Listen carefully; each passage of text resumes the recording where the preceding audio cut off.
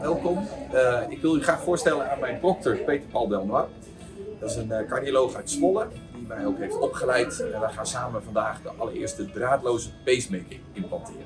Dat is een procedure die we doen bij bepaald type patiënten die een pacemaker nodig hebben, maar waarbij we niet het reguliere systeem willen gebruiken met draden, want dat kan ook risico's met zich meebrengen. We doen deze procedure nu voor het eerst hier op het eiland. En wat het zal betekenen is dat we via de lies met de katheter omhoog gaan. En dan met een soort delivery systeem een klein pacemakertje in het hart plaatsen. Heb je Hopi Chiquito. En die komt in het hart, in de punt van het hart komt die en met pootjes blijft hij daar op de plek zitten. Nou, de reden dat dit soort pacemakers eigenlijk uitgevonden en bedacht is omdat we inmiddels weten dat van gewone pacemakers dat er toch wat complicaties kunnen optreden. En de twee belangrijkste zijn eigenlijk dat je infecties kunt krijgen op de plaats waar je een gewone pacemaker implanteert. Dat is vaak links op de borst. En die risico van een infectie heb je bij dit soort pacemakertjes niet, want de hele pacemaker zit in het hart. En je hebt dus geen wond en je hebt geen pacemaker onder de huid zitten. En de tweede is dat hier geen draadje aan zit, geen lead, geen elektrode. En eigenlijk zijn de draadjes, de elektroden, zijn nou het meest kwetsbare bij een gewone pacemaker. Die kunnen stuk gaan.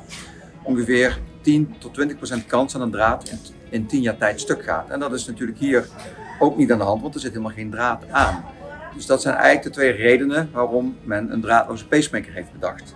Nou, het knappe hiervan is, in zo'n pacemakertje, daar zit een chipje in en de helft is een batterij van zo'n pacemaker. Het is toch zo knap gemaakt dat zo'n pacemakertje 10 jaar meegaat. Allemaal goed gaat, denk ik dat we in een half uurtje klaar kunnen zijn.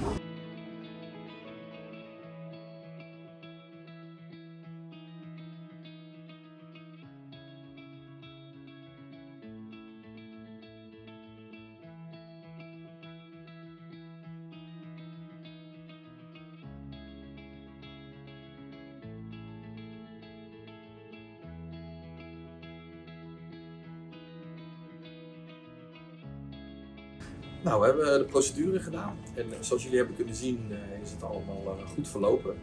Het ging niet helemaal zoals gepland in die zin dat we via de rechterlies wilden gaan, maar we moesten ombuigen naar de linkerlies. Dat is gelukkig allemaal goed gegaan.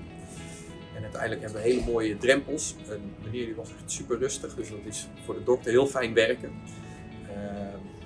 En uiteindelijk denk ik dat het goed verlopen is. Uitstekend verlopen. Inderdaad, de toegang was even wat lastig, maar vanaf de linkerkant ging het goed. We hebben een mooie plek tegen de tussenschot van de rechterkamer hebben we de pacemaker kunnen plaatsen. Elektrisch prachtige waardes. Dus ik denk van de eerste implantatie eigenlijk uit het boekje. Wat natuurlijk heel fijn is voor de patiënt, maar ook voor alle mensen, alle medewerkers die ons geholpen hebben. We houden een nachtje hier ter observatie en morgen gaan we even de lies bekijken, want dat is natuurlijk de plek waar we met de introducer naar binnen zijn gegaan. En je wil zeker zijn dat er geen bloeduitstorting zit. Dus daar kijken we morgen naar. En in principe kan die dan morgen lekker naar huis. Ja, en de pacemaker wordt morgen doorgemeten. Dus we kijken naar de elektrische waarden. Er wordt een röntgenfoto gemaakt om te kijken of de pacemaker nog mooi op zijn plekje zit. Ja. Dus dat zijn eigenlijk de normale routinecontroles die we doen. En daarna kan de patiënt naar huis. Kijk, er zijn nu wereldwijd meer dan 100.000 van dit type pacemakers geplaatst. Dus we hebben nu ook de ervaring van dit soort pacemakers over een periode van 4 à 5 jaar. En dat ziet er eigenlijk ook heel goed uit. Er zijn ook heel weinig late complicaties. En het lijkt er nu zelfs op, de eerste getallen die we zien, dat het complicatierisico op de lange termijn ook zelfs lager ligt dan voor een gewone pacemaker. Een van de problemen op dit moment is nog dat deze pacemaker wel heel wat duurder is. Waardoor we nog wel kritisch zullen zijn bij welke patiënten we deze pacemaker wel niet kunnen geven. Ja.